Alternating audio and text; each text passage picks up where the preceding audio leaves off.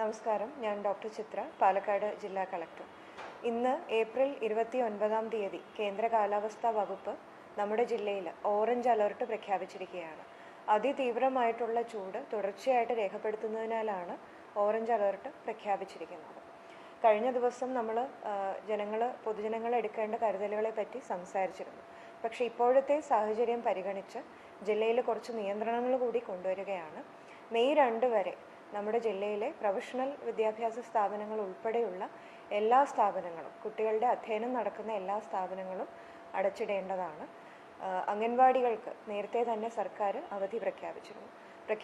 ഇപ്പോൾ medical college ഒഴികെയുള്ള professional engineering college ഉൾപ്പെടെയുള്ള സ്ഥാപനങ്ങളിലെ ക്ലാസ്സുകൾ ഉടനടി തന്നെ നിർത്തിവെക്കേണ്ടതാണ്. ട്യൂഷൻ ക്ലാസ്സുകൾ, അതുപോലെ തന്നെ അഡീഷണൽ ക്ലാസ്സുകൾ, സമ്മർ ക്യാമ്പുകൾ ഒക്കെ മെയ് 2 വരെ നിർത്തിവെക്കുക. പിന്നെ മറ്റൊരു കാര്യം പ്രത്യേകം ശ്രദ്ധിക്കേണ്ടത്, ഇപ്പോൾ ചിലയിടത്തൊക്കെ ചെറിയ സ്പോർട്സ് ഇവൻറ്റുകൾ നടത്തുന്നുണ്ട്. ഇപ്പോഴത്തെ ഒരു സാഹചര്യത്തിൽ ശരീരത്തിന് ചൂട് താങ്ങാനാവാത്ത വിധത്തിലുള്ള ടെമ്പറേച്ചറാണ് ഉള്ളത്. അപ്പോൾ ആ ഒരു സമയത്ത് നിർജ്ജലീകരണം, ഡീഹൈഡ്രേഷൻ പെട്ടെന്ന് തന്നെ ഉണ്ടാവാൻ സാധ്യതയുണ്ട്. അതുകൊണ്ട് മെയ് 2 വരെ സ്പോർട്സ് ഇവൻറ്റുകളും ജില്ലയിൽ ഉടനടി തന്നെ നിർത്തിവെക്കേണ്ടതാണ്. ഇത് ജില്ലാ ദുരന്ത നിവാരണ അതോറിറ്റിയുടെ നിർദ്ദേശമാണ്.